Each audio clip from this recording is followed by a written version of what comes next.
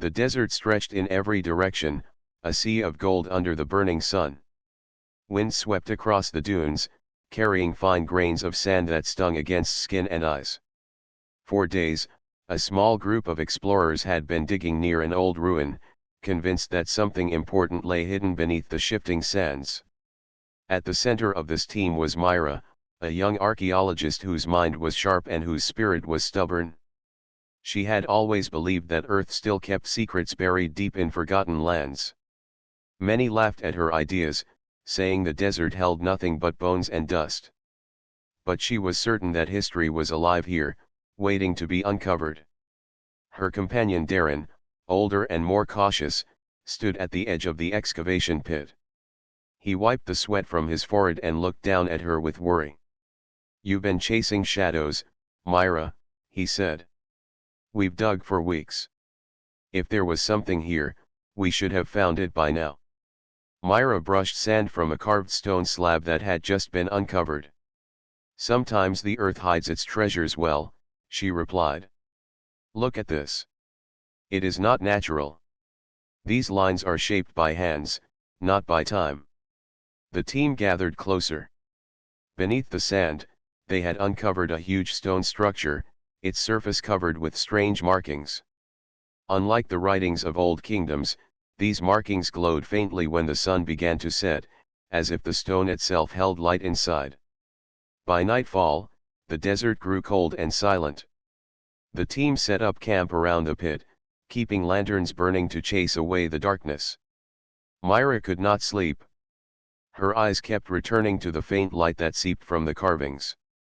The others whispered uneasily, some saying it was cursed, others insisting it was sacred. An old villager who had guided them to the site approached Myra with concern. His name was Hassan, and his face carried the lines of many years in the desert. He spoke in a low voice, careful that the others did not hear. "You should leave this place," Hassan warned. "Long ago, people spoke of a tomb that glows under the stars. They said it was not meant to be touched. The ones who opened it would bring the attention of watchers from the sky." Myra studied his eyes. "Legends are born from fear," she said. "If this tomb glows, it is not magic. It is something else. Something we can learn from." Hassan shook his head. "Sometimes fear protects us. Sometimes legends are true." With that, he walked back into the shadows, leaving Myra with her thoughts. The next day, the team worked harder than ever. The structure revealed itself to be a sarcophagus, larger than any coffin made by human hands. It was carved from a single block of dark stone, polished smooth even after centuries under the sand. Its size and detail made it clear that whoever created it had great skill and perhaps knowledge beyond their time. As the sun fell and the sky turned to violet, the sarcophagus changed. The carvings across its surface began to glow with a stronger light. The air seemed to hum softly, a vibration that touched the bones of everyone nearby. Some of the team backed away in fear. Others stood frozen, unable to look away. Darren stepped closer to Myra. His voice was tense.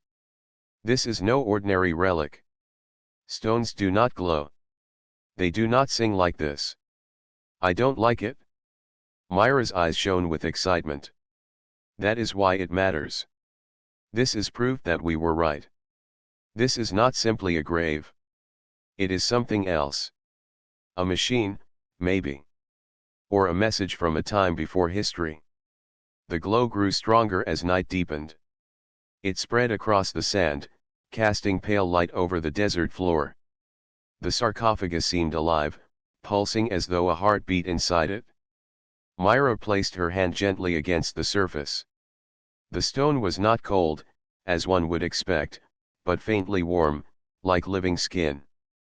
The others gasped, but Myra did not move away.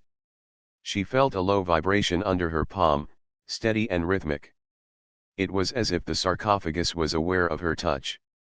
Suddenly, the markings flashed brighter, and a low hum rose into the night sky. Lanterns flickered. The camp's radio equipment sparked and failed. Animals tethered nearby cried out in fear, pulling against their ropes. The desert wind shifted, carrying a strange metallic smell. Darren pulled Myra back. Enough. We cannot control this. We should bury it again before something worse happens. But Myra shook her head. No. We cannot run from this. Don't you see? This is not danger. This is discovery. Whatever this is, it has waited here for thousands of years. And now it has chosen to wake. The others argued among themselves, voices filled with fear and awe. Some wanted to flee. Others wanted to seal the pit. But Myra remained calm, her eyes locked on the glowing sarcophagus. As the midnight hour came, the glow reached its peak. The desert around them was lit as though under a pale moon, though the sky above was starless and dark. The carvings pulsed in rhythm, sending waves of light into the sky like a signal, stretching far beyond Earth's atmosphere. Myra felt the ground tremble faintly under her feet. It was not an earthquake but something deeper, like the desert itself was breathing. She knew, in that moment, that they had uncovered something far greater than an artifact. She whispered to herself, though the others heard her words. This is not a tomb. It is a door. The sarcophagus glowed brighter still, and the desert night held its breath, as though the world was waiting for what would come next. The desert had grown restless. For centuries it had known silence, but now it carried the hum of something that should not exist. Each night, when the sun sank below the horizon, the strange sarcophagus at the bottom of the pit came alive. Its carvings burned with pale light, and its deep vibration rolled outward like a heartbeat. Myra barely slept. Her mind raced with questions she could not answer. She sat by the edge of the pit with a notebook on her lap, recording every flicker, every sound. Darren, though uneasy, stayed near her. The rest of the team spoke in whispers, their fear growing with every night the glow returned. That evening, as the wind grew sharp and cold, Myra called everyone together. We cannot treat this like an ordinary find, she said firmly. We must study it as we would a machine. We must measure, record, and test. The glow is not random. It moves in patterns. That means it has purpose. Darren frowned. Purpose, yes, but whose? And for what? What if this was never meant for us? Myra looked at him with calm determination. Then we must be careful. But running away will not change what it is. If this is a warning, we should understand it. If it is a gift, we should accept it. Either way, it is knowledge, and knowledge belongs to all of humanity. The team began setting up instruments. They brought out small power sensors, radios, and even a telescope aimed at the glowing lines. Hours passed as the sarcophagus slowly awakened under the night sky. At first, the glow was soft. Then it grew, pulsing in steady waves. The radios crackled with static. The sensors showed rising energy, far stronger than anything they had measured before. Myra leaned close to the device. It is not random, she whispered. It is a sequence. Look at the spacing of the pulses. One of the younger researchers, Tomasz, stared at the readouts with wide eyes. It looks like numbers. Like counting. Myra nodded. Not just counting. This is a signal. Something is being sent. Darren's face darkened. Sent where? The answer came quickly. The pulses shot upward in narrow beams, reaching high into the black sky. To the naked eye, they looked like faint pillars of light. Through the telescope, they stretched endlessly, vanishing into the stars. The team fell silent. It was as though the sarcophagus had chosen to speak, and its voice was carried into the heavens. Animals in the camp grew restless. Dogs barked and pulled against their ropes. Camels stomped nervously, trying to break free. The air felt heavy, as if charged with invisible electricity. Hassan, the old guide, returned from his tent. His eyes were filled with fear. Do you not see? The sky hears now. This was the warning I spoke of. The watchers will come. Myra shook her head. If something is out there, they would have found Earth sooner or later. At least now we know it is real. We have proof. But Hassan only muttered, not proof. Doom, and turned away. The glow grew stronger, spreading far beyond the pit. The dunes shimmered as though under a ghostly moon. Myra stepped closer, her notebook forgotten in her hands. She placed one palm against the warm stone surface. Again she felt that vibration, steady and alive. She closed her eyes. For a brief moment she thought she heard something inside the hum. A faint rhythm, almost like a voice hidden in the sound, but not in words she could understand. Suddenly the ground shook with a deep rumble. The lanterns around camp toppled. Sparks leapt from the radio equipment. Everyone stumbled back from the pit. The sarcophagus did not open, but the glow burst outward, filling the air with a blinding flash. When their vision cleared, the sky above the desert had changed. A long scar of light stretched across the stars, as if a beam had been fired into the heavens. The pulse continued, repeating in perfect rhythm. Darren gripped Myra's arm. This is not a discovery anymore. It is a broadcast. We have announced ourselves to the universe. Myra's voice trembled, but her eyes were fierce. Then maybe the universe needed to hear us. That night, no one slept. The glow never faded. Instead, it kept sending its signal, again and again, into the endless sky. Some of the team prayed.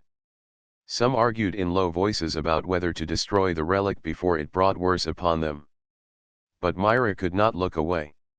She imagined other worlds, other civilizations, hearing the call. If they answered, what would they bring? Knowledge, or destruction?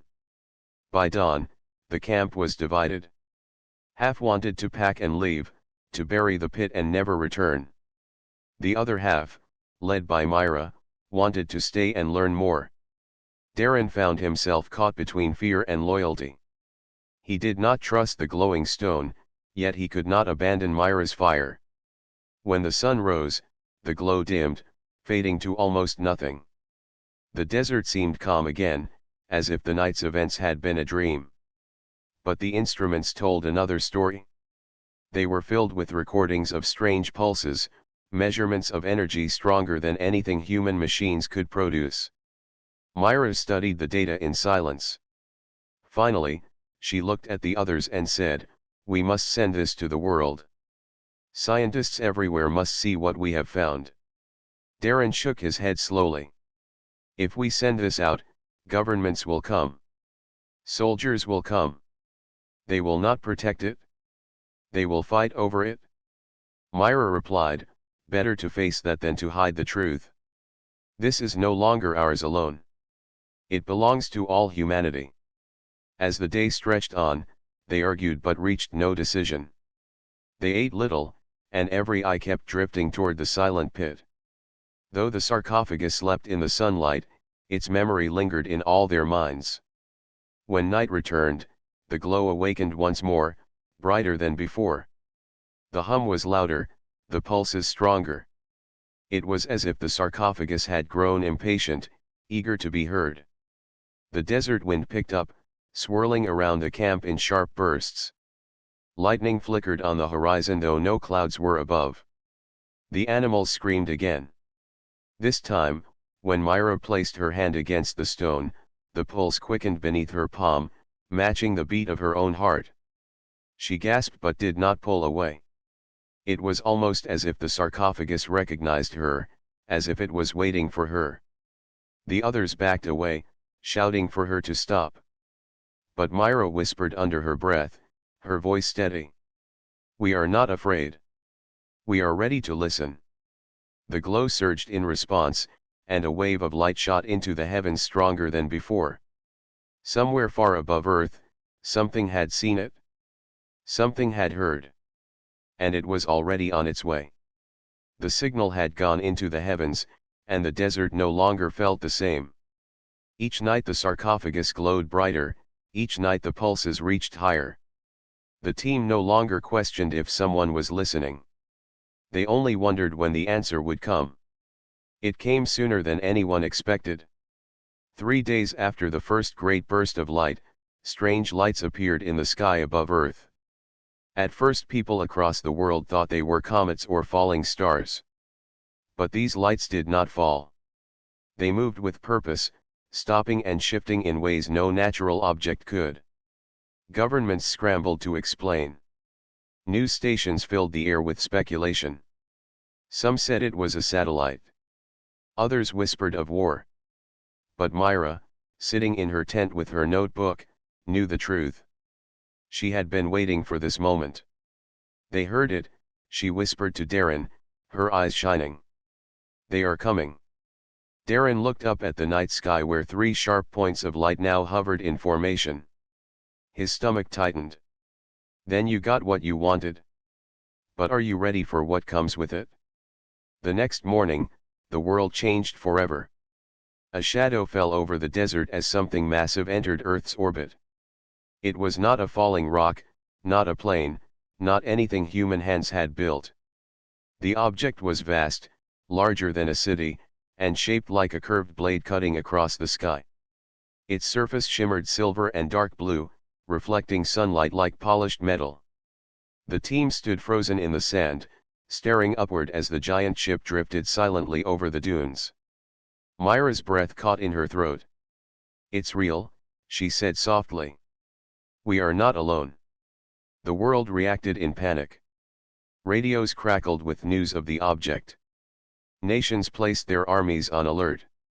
Fighter jets rose into the sky, circling like insects around the enormous vessel. But the ship did not fire. It did not strike. Instead, it hovered above the very desert where the glowing sarcophagus lay buried. It came here, Tomash whispered, his voice trembling. It came for this. That night, as the sarcophagus pulsed again, a beam of light descended from the ship. It cut through the darkness like a pillar of fire, landing in the middle of the excavation pit. The sand swirled, the air shook, and when the light faded, 3 tall figures stood before them. The camp gasped in shock. The visitors were unlike any people Myra had seen. Their bodies were tall and lean, almost twice the height of a human. Their skin was hidden under smooth silver armor that seemed to grow from their flesh rather than rest upon it.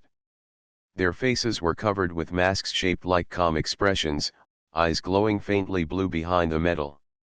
They carried no weapons that the humans could see, but their presence alone radiated power. One of them stepped forward.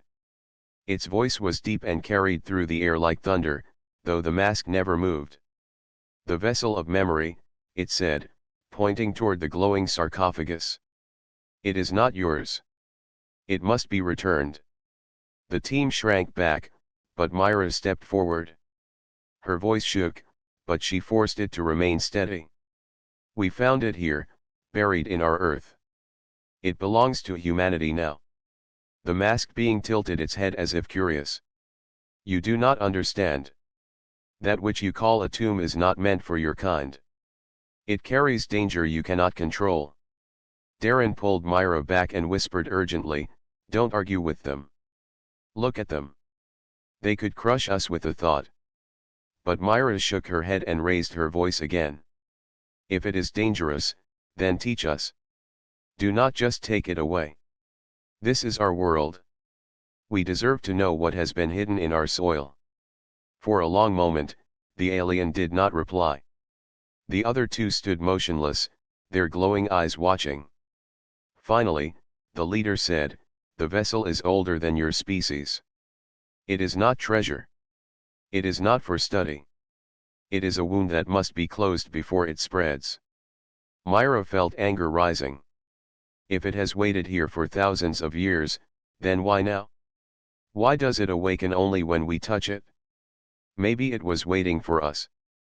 The alien's voice grew harder. Do not mistake curiosity for destiny.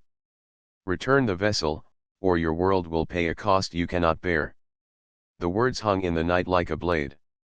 The team pulled back to their tents, but Myra remained by the pit, staring at the glowing stone. Her heart raced, not from fear but from conviction. These beings did not come to protect humanity. They came to silence the relic before its truth could be known. Later, under the weak light of the lanterns, Darren sat with Myra. "You are walking on the edge of fire," he said softly. "We have seen what they can do. If they want this relic, we cannot stop them." Myra shook her head. "Then we must find out why. They are hiding something. I can feel it. That glow, it holds knowledge. We cannot hand it over without learning what it means." She reached for her notebook, turning to the sketches and readings she had written. The patterns carved into the sarcophagus were not random. They were maps, shapes, instructions. She had begun to see a story forming in them, a story these visitors did not want told. That night, the camp could not sleep. The alien ship remained above, a silent shadow blotting out the stars. The three silver figures stood at the edge of the pit, unmoving, like guardians or jailers. Every so often, their glowing eyes turned toward Myra, as though they knew she would not surrender easily. But Myra's mind did not rest. She thought of Hassan's warning, of the villagers' fear, of the hum that felt alive beneath her hand.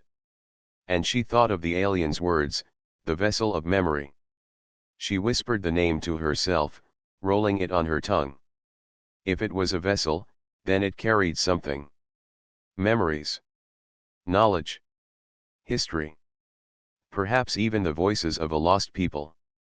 And if it glowed brighter with her touch, then perhaps it was waiting for humans, not for them. By dawn, Myra had made her choice. She would not give it up.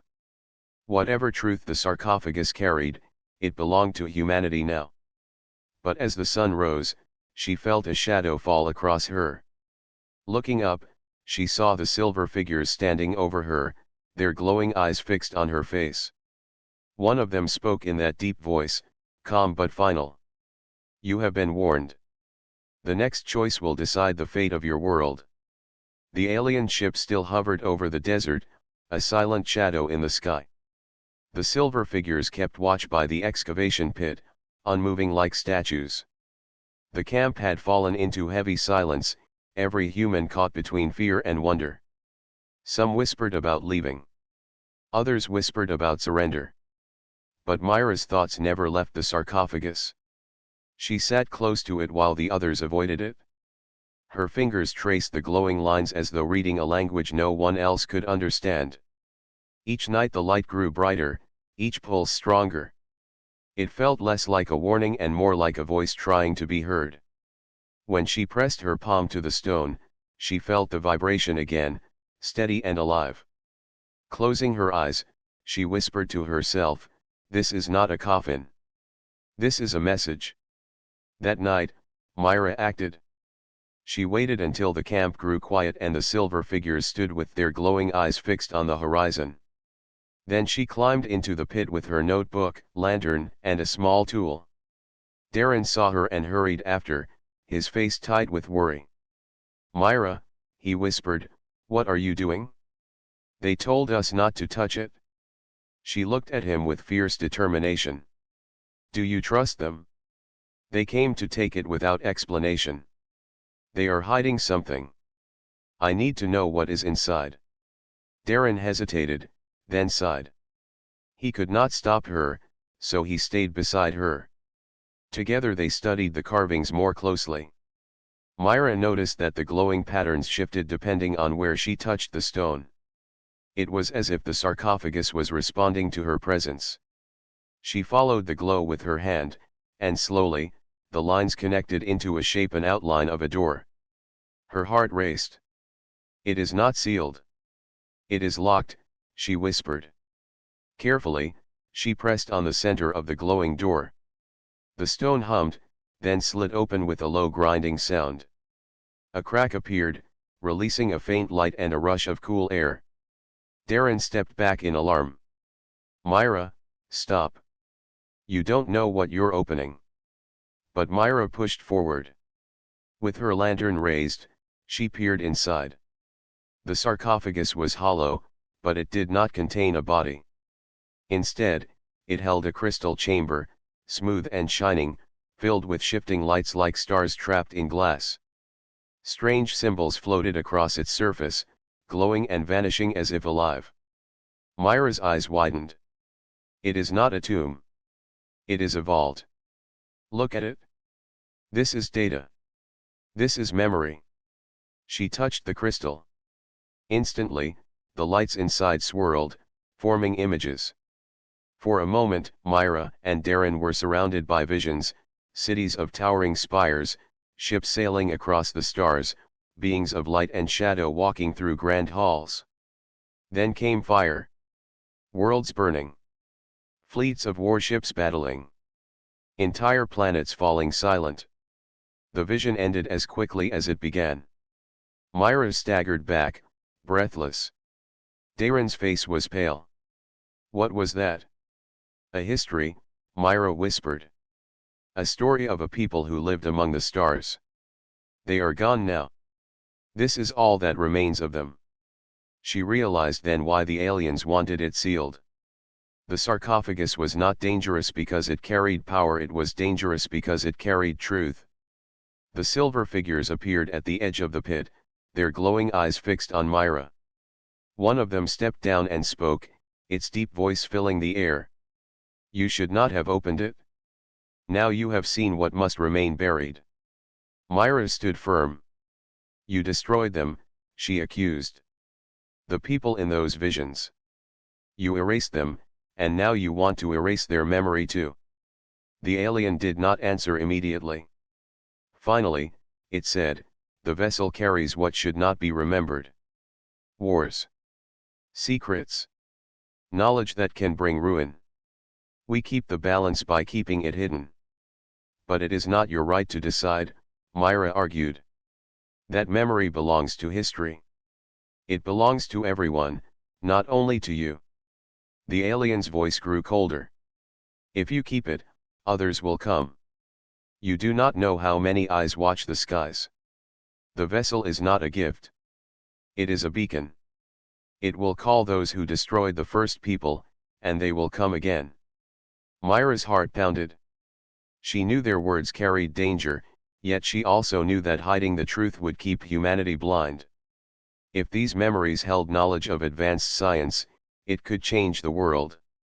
Medicine, energy, even travel among the stars, all of it could lift humanity higher. Darren stepped close and whispered, Myra, if they are right, keeping this could bring war to Earth. Maybe we are not ready. Myra shook her head. We will never be ready if we always let others decide for us. This is our chance. We cannot throw it away. The crystal chamber pulsed as if it heard her. The lights inside formed patterns like constellations, maps of distant stars. Myra reached out again, and the images filled the air. The camp gasped as star charts glowed above them, showing systems far beyond Earth, lines of travel drawn between them. This is knowledge, Myra said, her voice steady. This is not a curse. This is hope. The alien stepped forward, towering over her. You do not understand. Knowledge can burn. Your kind will fight over it, as ours once did. That is why they fell, and why you must not follow. But Myra stood her ground. We are not you. We are human. We choose our own path. Silence filled the pit. The alien did not move, its glowing eyes unreadable. Then it turned away, speaking only one warning. If you keep the vessel, you will draw enemies to your world. And when they come, you will be alone. With that, the silver figures stepped back into the beam of light. They rose into the sky and vanished into the massive ship above. Moments later, the ship itself drifted away, leaving the desert quiet once more. The camp breathed with relief, but Myra knew the truth: they had not left in peace. They had left in warning. Myra looked at the glowing crystal chamber and whispered to herself, then let them come. We will not hide. We will learn. We will remember. The sarcophagus pulsed in answer, its glow brighter than ever. Humanity now held the memory of a lost civilization. The hidden truth had been revealed, and the future of Earth would never be the same. The desert was quiet again, but it was no longer the same. The alien ship had left the skies, yet its shadow still lingered in the minds of everyone in the camp.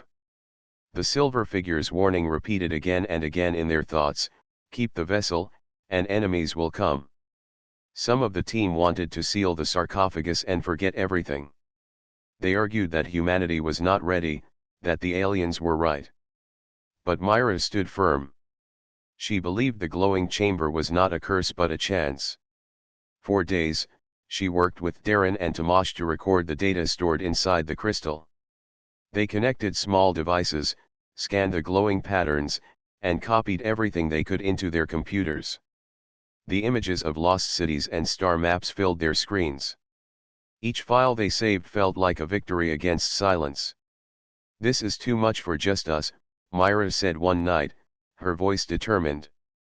"We must share it with the world. If governments see this knowledge, they will understand why it must be protected." Darren frowned. "Or they will fight over it? Power always tempts people. You know what will happen if every nation demands a peace." "Then let them demand," Myra replied. "At least they will know. At least the truth will not die." News of the discovery had already begun to spread. A government helicopter appeared at the edge of the desert. Soldiers stepped out, carrying orders to secure the site. At first the explorers feared they would lose control of the relic, but Myra stood before the commander with calm resolve. "You cannot take this away in secret," she said. "The world must see it. If you hide it, humanity will lose more than it gains. This is bigger than borders, bigger than nations. This belongs to everyone." The commander hesitated. He had come expecting a simple dig site, not a glowing relic that answered to human touch. When he saw the crystal chamber project visions of lost civilizations, even he could not deny its importance. Within weeks, the desert became the center of the world. Scientists arrived from every corner of the globe. Engineers set up massive tents with machines to study the chamber. Leaders argued on television about who had the right to control it. And above it all, Myra stayed at the center, reminding them that the relic was not a weapon, but a memory. Yet deep inside, she knew the danger was real. The aliens' warning echoed in her mind. If the signal had gone into space, then it had been heard. Others might already be on their way. One evening, as the camp glowed with lights and machines hummed, Myra sat with Darren near the sarcophagus. She was tired, her face pale from days without rest, but her eyes still burned with determination. "Do you think we did the right thing?" Darren asked quietly. Myra looked at the chamber, its soft light washing over them. "I do. Humanity cannot grow if it always hides in fear. The world must learn to stand together. This relic gives us that chance." As if answering her words, the chamber pulsed with brighter light. The camp's computers lit up with streams of new data. The scientists rushed to the screens in excitement. They were unlocking new layers of the memory, deeper knowledge hidden within. Energy systems beyond imagination appeared in the data. Blueprints for medicine that could heal diseases long thought incurable. Designs for ships that could sail the stars faster than light. The scientists were stunned. Humanity now had access to tools that could change history. But not everyone celebrated. In secret corners of the camp, governments argued about control. Some demanded exclusive rights. Others feared what would happen if enemies gained access. Rumors spread of hidden plans to move the relic away from the desert and into a guarded base. Myra refused. She gathered the leaders and spoke with fire in her voice. "You cannot chain this knowledge. If you try to keep it for yourselves, you will repeat the mistakes that destroyed the first people. They fell because they fought over power. Do not let humanity follow the same path. Share it. Protect it together. That is the only way." Her words spread beyond the camp. Reporters carried them across the world. People in cities, towns, and villages began to demand that the relic's knowledge be open for all. Humanity, divided for so long, was now looking at the stars with the same hope. Still, Myra knew danger was near. Each night, the sarcophagus pulsed stronger, its light brighter. The signals it sent were no longer faint, they roared into the heavens like a beacon. It was only a matter of time before someone answered again. One night, as the wind swept across the desert, Myra stood at the edge of the pit and watched the glow. Darren joined her, his face troubled. "They will come," he said softly. "Not the silver ones. Others. Maybe worse." "What then?" Myra's jaw tightened. "Then we stand. This time, we will not be silent. We will not surrender truth. If we must fight, we will fight together, with the knowledge this relic has given us." And so, the world began to prepare. Engineers used the relic's data to build new defenses, energy shields to guard cities, weapons powered by light instead of fuel, machines that could heal the wounded faster than ever. Pilots trained with new aircraft, powered by engines inspired by the star maps. Ordinary people volunteered to protect the site, standing shoulder to shoulder with soldiers. For the first time in history, humanity united not against each other, but against a shadow from the stars. The desert that once held silence was now alive with human voices, with hope and determination. Myra watched it all with pride, but also with heavy responsibility. She knew that by keeping the relic, Earth had chosen a path that could not be turned back. Enemies might come. Battles might be fought. But humanity had made its stand. And when she touched the glowing crystal chamber again, she felt the hum answer her heartbeat. She felt, deep inside, that the relic was not just a memory of the past. It was a key for the future. The desert sky was clear that night, stars shining bright above. Myra looked upward and whispered, "We are ready."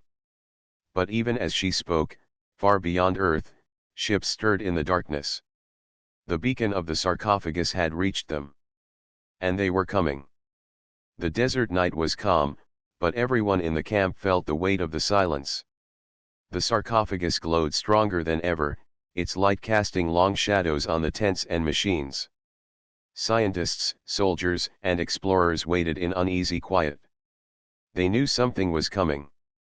Far above Earth, unknown ships drifted closer. They had heard the beacon, and unlike the silver figures who gave warning, these visitors did not come in peace. Their ships were shaped like black blades, sharp and cold, moving without sound. It was just before dawn when the first alarms rang out. Radar screens in the camp showed massive objects entering the atmosphere. Soldiers rushed to positions, scientists secured their data, and Myra stood at the center of it all, watching the sky turn red with streaks of fire. "They are here," Darren said, his voice low.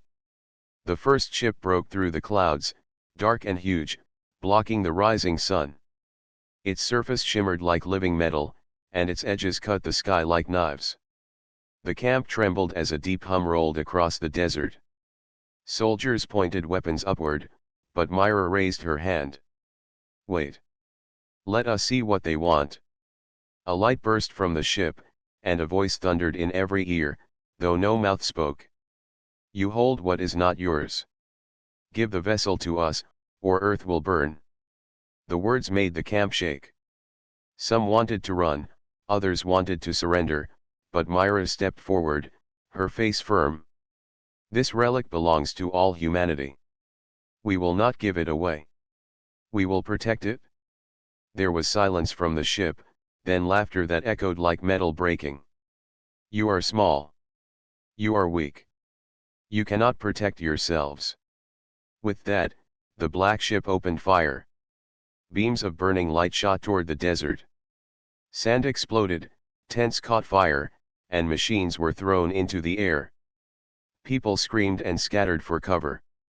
But Earth was not unprepared. Engineers had worked day and night using the relic's knowledge. When the beam struck, new shields of glowing energy rose around the camp.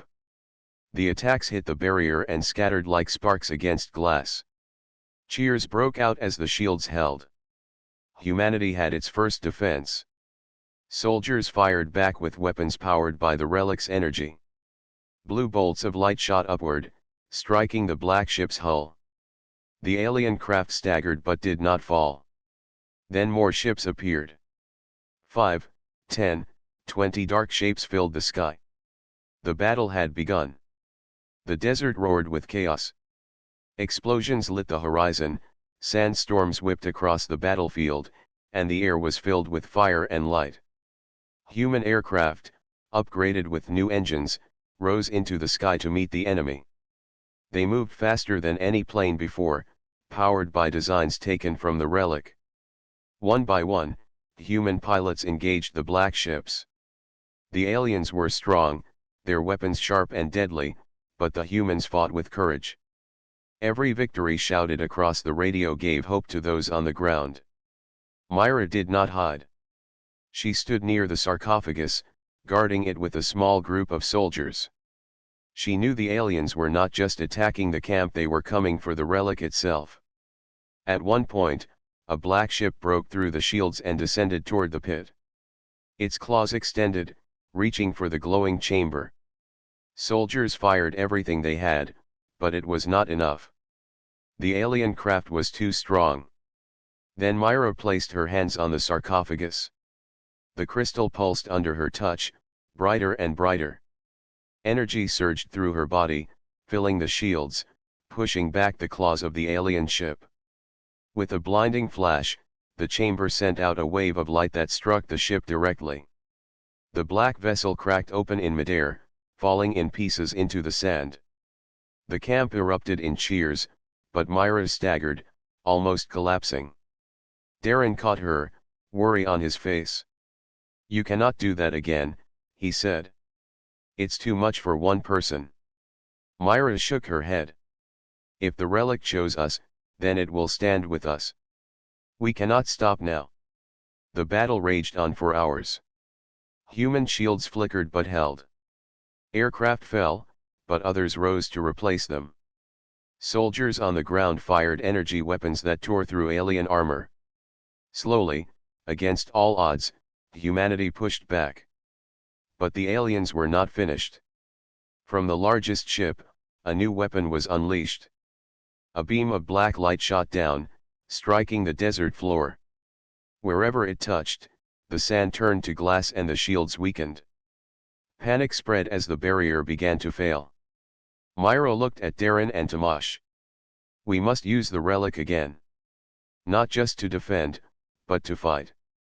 Together, they placed their hands on the sarcophagus. The chamber glowed so bright that the entire desert lit up like day. Energy surged outward, spreading through the human machines, powering every shield, every weapon, every ship. Pilots shouted in amazement as their engines roared with new strength. Soldiers on the ground felt their weapons grow hotter, faster, stronger. The battle turned. Human planes dove through the sky, tearing into the black ships. Shields reformed, brighter than before, pushing the enemy back. For the first time, the aliens retreated. Their laughter turned to rage. The largest ship tried to flee back into space, but Earth's new weapons, guided by relic energy, locked onto it. Beams of light struck its hull again and again until the ship cracked, fire spilling across the heavens. The alien fleet broke apart, scattering into the stars. Silence fell at last. The desert was scarred, smoke rising into the sky, but the relic still glowed. Humanity had stood, and humanity had not fallen. Exhausted soldiers cheered, scientists wept, and pilots landed their ships with pride. The camp was broken, but the spirit of the people was stronger than ever. Myra looked at the glowing sarcophagus and whispered, "We did it. Humanity did it." But she knew the war was not over. The relic's signal still shined into space, brighter now than ever. Other eyes would see it. Other forces would come. Yet in that moment, Under the rising sun, Earth stood united. Humanity had faced the stars, and it had not been broken. For the first time in history, the world knew its strength. And Myra, standing in the heart of the desert, felt the truth deep in her soul. This was only the beginning. The desert was quiet after the great battle. Smoke drifted across the horizon, and broken machines lay scattered like fallen giants. Soldiers worked to rebuild what they could, scientists collected what was left of the alien ships, and pilots rested after long hours in the sky. At the center of the camp, the sarcophagus still glowed. Its light was softer now, almost gentle, as if it too was resting. Myra sat near it, her hands folded in her lap. She stared at the crystal surface and thought about everything that had happened. The relic had saved them. It had given them weapons, shields, and strength. Without it, Earth would have fallen. But Myra also felt a weight in her chest. The signal was still shining into the stars, and she knew more would come. The battle was only a warning of greater storms. Darren walked toward her, carrying a data tablet full of reports. His face looked tired, his clothes covered in dust, but his eyes were sharp. "We counted 20 ships destroyed," he said. "But our instruments show thousands more out there. This was not their whole force." Myra nodded slowly. "I know. They wanted to test us first. Next time, they will come with everything they have." Tomasz joined them, his arm wrapped in bandages. He had fought bravely on the front lines, and though wounded, his spirit was still strong. "Then we must be ready," he said. "We cannot fear the future. We must prepare." The three stood together, staring at the relic. Suddenly, the crystal pulsed again, brighter than before. A wave of light spread through the camp, and everyone stopped what they were doing. Scientists, soldiers, and workers turned their heads to the glowing sarcophagus. Then a voice filled the air, not from any mouth, not from any machine. It came from the relic itself. The sound was deep, calm, and full of power.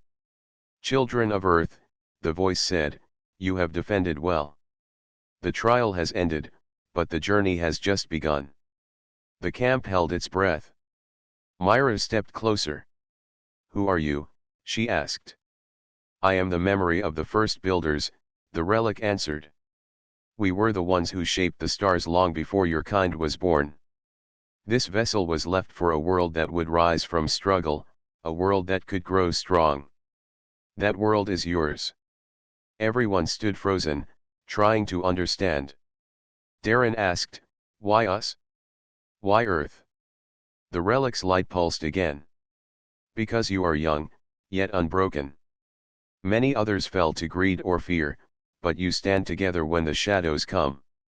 This strength is rare. That is why you were chosen." The words sent a wave of pride through the camp. Humanity had been tested, and they had passed. Yet Myra frowned. "If we are chosen, then why do others want to destroy us? Who are the ones that attacked us tonight?" The relic's voice grew heavy. "They are the broken, descendants of those who failed the trials long ago. They hate what they cannot have. They saw your rising light, and they came to crush it before it could grow. But you resisted. Now they will return, stronger, and you must be ready." A silence followed. The camp understood the meaning. This was not the end. It was only the beginning of a greater war. But then the relic's voice softened. "You will not face the stars empty-handed. What I gave you was only the first gift.